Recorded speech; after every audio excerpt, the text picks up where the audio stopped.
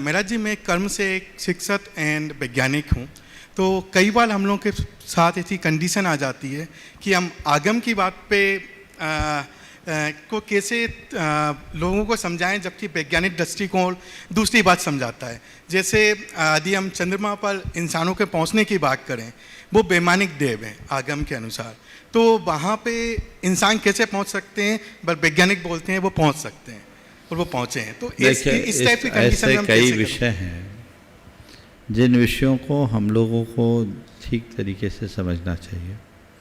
इस विषय में मैंने अपना अभिमत अनेक बार प्रकट किया है, आज संक्षेप में पुनः प्रकट कर देता हूँ। हमें ये बात अच्छे से समझना चाहिए कि हमारे शास्त्रों में जो लिखा है वो भी सही है और विज्ञान जिसे बता रहा है वो भी सही है।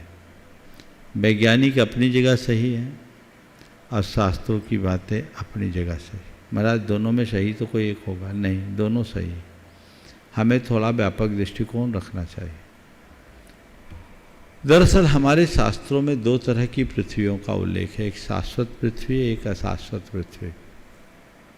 हमारे पास जो शास्त्र हैं वे सब शाश्वत पृथ्वी के हैं और हम जो रह रहे हैं वो अशाश्वत पृथ्वी के। हम सबको पता है कि भरत और ऐरावत क्षेत्र के आर्य खंडों में 60 कालों के प्रभाव से वृद्धि ह्रास होता है, तो हम वहीं रह रहे हैं। क्योंकि हमारे बहुत सारे शास्त्र आज विनष्ट हो गए।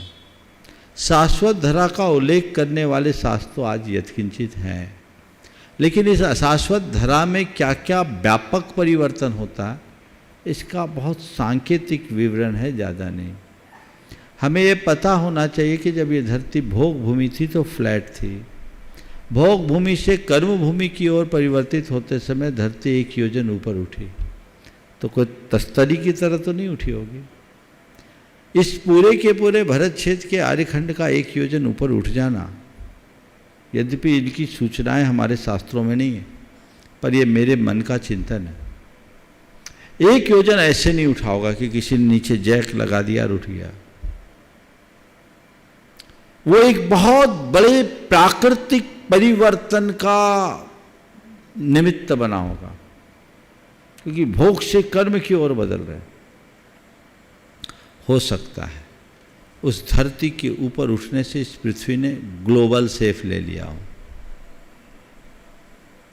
और वो अपने एक्सिस पर घूम रही हो, क्योंकि ऊर्जा का विस्फोट भी हुआ होगा। एक योजन कोई सामान्य नहीं होता। हमारे शास्त्रों में कुलकरों की बात आती है कि चांद ताराओं से परिचय कराया, पहाड़ पर्वतों पर चढ़ने का उपाय बताया, नदी नाले नहीं थे तो नदी नालों को पार करने की बात कही, बारिश नहीं होती थी छत्ता धारण करने की बात सिखाई, नदियों को नावों से पार करने का उपाय बताया। ये सब सांकेतिक बातें।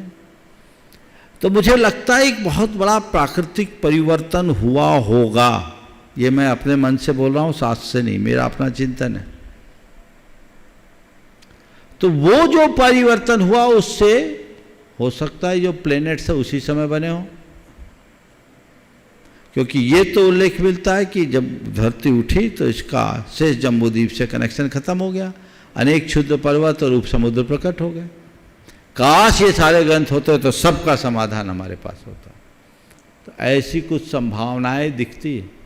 ऐसी पंचम का छठा काल आएगा तो एक धरती एक योजन नीचे तक चूर चूर हो जाएगी, सब तहस नहस होगा। तो ये सृष्टि का क्रम है, इसलिए इनमें ज़्यादा दिमाग लगाने से फायदा नहीं। आप किसी से बात करो तो बोलो धर्म इसलिए महत्वपूर्ण नहीं कि चांद तारे और पृथ्वी कहाँ है। खगोल भूगोल बताने के लिए धर्म का इस्तेमाल मत करो, अपनी चेतना का भूगोल सुधारने के लिए धर्म का आप उपयोग करो। बोलो आप हमसे बात करते हो तो आत्मा अनात्मा की बात करो, कल्याण अकल्याण की बात करो। इसमें कहीं कोई फेर बदल होने की कोई संभावना नहीं है। यदि इसे अपनाएंगे तो रास्ता खुलेगा।